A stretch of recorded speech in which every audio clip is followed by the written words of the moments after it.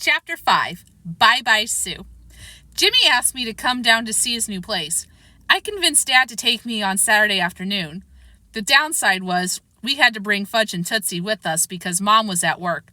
She says her new job with Dr. Julie is the best she's ever had. As soon as we were through the turnstile at the subway station, a train came along. We got lucky and found seats together. Sometimes the subway cars are so crowded, you have to stand squeezed between strangers. Like sardines in a can, as Grandma would say. Personally, I hate the idea of being compared to a sardine. The smell reminds me of cat food, even though Grandma says sardines are good for your bones. Probably cat food is too. It wasn't until we got off the subway at Spring Street that I noticed Fudge was wearing just one shoe. On his other foot, he had on only his yellow and black striped bumblebee sock. "Where's your shoe?" I asked him. "What shoe?" "The one that's not on your foot." "Oh, that shoe." Dad said, "Put on your other shoe, Fudge." "I can't." "Why not?" Dad asked. "I took it off to itch my foot, and now it's gone." "Gone?" Dad said. "Yes," Fudge said. "That was one of your new shoes," Dad told him. "I know, Dad. And now you've lost it." "I didn't lose it. I know where it is. It's on the subway." "The subway?" Dad said. "Yes," Fudge said. I should have convinced Dad to let me take the subway to Jimmy's on my own. There's no such thing as a simple trip downtown with my brother. He turns everything into a major production. Dad spotted a transit cop and waved her over, calling, "Excuse me." "Can I help you?" the transit cop asked. "Yes," Dad said. "I'd like to report a missing shoe." She looked surprised. "A missing shoe?" "That's right," Dad told her. "Fudge, show the policewoman your shoe." "How can I show it to her if it's missing?" Fudge asked. "Show her the shoe that's not missing." Dad was definitely losing patience. "Oh, that shoe!" Fudge held up his foot. The transit cop whipped out a small notebook and jotted down all the information. Black with silver trim, child size, lost on the A train on Saturday, September 14th. She looked at Dad. "What time would you say?" "Somewhere between 2 and 2:30 p.m., Dad told her. "Somewhere between 72nd Street and here." When she was done taking notes, she closed her notebook and shoved it into her pocket. "We'll do our best, but I wouldn't count on getting it back." "I have to get it back," Fudge said. "I need it for school." The cop shrugged. "I told Mom I needed 2 pairs, but she wouldn't listen." "I don't blame her," the cop said. "What with shoes cost nowadays?" "I have plenty of money." He pulled a wad of Fudge bucks out of his pocket and waved it around. "You keep those for an emergency," the cop told him. "This is an emergency," Fudge said. "You want my advice? Next time, keep on both your shoes." "Even if my foot itches?" "Especially then," the cop said. "Otherwise, you're going to be kissing more than one shoe goodbye." "Bye-bye, Sue," Tootsie sang, blowing kisses. The transit cop did a double take. "How does she know my name?" "Your name is Shoe?" Fudge asked. "No, it's Sue." No way was I going to tell the cop my sister can't pronounce the SH sound. Finally, I got to Jimmy's. The streets in SoHo are narrow and paved with cobblestones. It's a really old part of the city. The buildings used to be factories, but now most of them have stores or art galleries on the first floors and lofts upstairs. Dad said he'd be back for me in an hour and a half. I told him to take his time. The Fargo's loft is a huge open place with an old wooden floor and a pressed tin ceiling. "Pretty cool, huh?" Jimmy asked. "You know how many windows we have?" 16. "Want to count them?" "I believe you," I said. They were gigantic floor-to-ceiling windows. "Know how high the ceiling is?" Jimmy asked.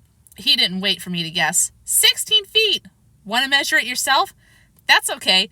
I can see it's really high." I looked around. "You could set up a bowling alley in here," I told him. "Yeah," Jimmy said. "Or a basketball court. You could blade." "Or flood it and play ice hockey," Jimmy said. "Ice hockey?" "Gotcha," he said, laughing and sticking his finger in my gut. "I hate it when you do that," I told him. "I know. That's why I do it. Come on, I'll show you around." There wasn't much to see. Frank Fargo's canvases were stacked against one wall. There were 2 paint-splattered work tables. Old coffee cans held brushes. It smelled good, like the art room at school. There was no regular furniture, but that was no surprise, since they didn't have any before either. At the opposite end of the loft was a kitchen. There were no doors anywhere except for the bathroom. And right about here, Jimmy said, standing in front of an X that had been chalked on the floor, we're going to build 2 bedrooms, one for me and the other for my dad, and he stopped for a minute to look out the window. Then he looked back at the floor. Oh yeah, and we're adding another bathroom so we don't have to share. I wouldn't mind having a bathroom all to myself instead of sharing with Fudge and Tootsie. At least Fudge uses the toilet. Not that he remembers to flush half the time, but it's better than a potty. Not that Tootsie actually uses her potty for anything except a place to sit, but someday she will. And then... And I'm getting a bunk bed, Jimmy said, so you can stay over.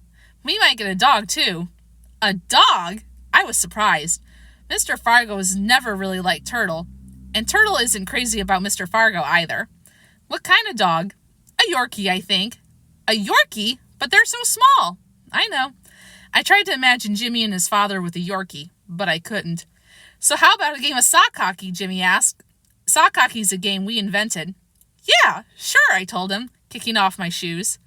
Jimmy passed me a broom, grabbed another for himself, threw down a box of Jell-O for the puck, and the game began. We've never had such a great place to play. You could run and slide from one end of the loft to the other without worrying about knocking over lamps or furniture. Not just because there weren't any, but because the place was so big. We were totally into our game when we heard banging on the door. Uh-oh, Jimmy said. He wiped his sweaty face with the bottom of his t-shirt and went to the door. Who is it? He called. This is Goran, your downstairs neighbor. He spoke slowly in an accent I couldn't place. Don't open it, I whispered. But Goran is our downstairs neighbor, Jimmy said. I met him this morning. I shook my head. Don't unlock the door. My dad will be back in a few minutes, Jimmy called out through the locked door. Actually, he had no idea when Frank Fargo would be home. So what's going on? Goran asked from the other side of the door. All that pounding. It sounds like the ceiling's going to cave in. How am I supposed to concentrate? Sorry, Jimmy said. We were just, moving stuff around, I called, finishing for him. Oh, Goran said. I thought maybe you were playing sock hockey. Jimmy and I looked at each other. If we invented the game, how could this guy possibly know about it? We'll try to be more careful with our, cartons, Jimmy told him. Fair enough, Goran said, and I'll try to get back to work. When he was gone, Jimmy let out a whoo, and we put away the brooms. By the time we got back from SoHo, Mom was home. How was your day? She asked. Very nice, Dad told her. We had a good time, didn't we, boys? I had fun at Jimmy's, I said. And I had fun on the subway, Fudge told her. So did Tootsie. I guess that makes it unanimous, Mom said, because I had a good day at work. Yay, it's unanimous, Fudge sang. That's when Mom looked down and noticed that Fudge was wearing one shoe and one fringed and beaded moccasin. Where did you get that moccasin? She asked. From the store, Fudge said. The man took it out of the window. It was a real bargain, right, Dad? Dad nodded. But where's your other shoe, Fudgy? Mom asked. Fudge didn't answer. Dad put his arm around Mom's shoulder. It's a long story, honey. Really long, Fudge added, laughing. The next day, when the transit cop still hadn't found the missing shoe, Mom went back to Harry's, this time without Fudge. She bought another pair of shoes, the exact same ones he got the first time. So in case Fudge grows a third foot, he'll be all set. And with my brother, nothing is impossible. Join me for Chapter 6.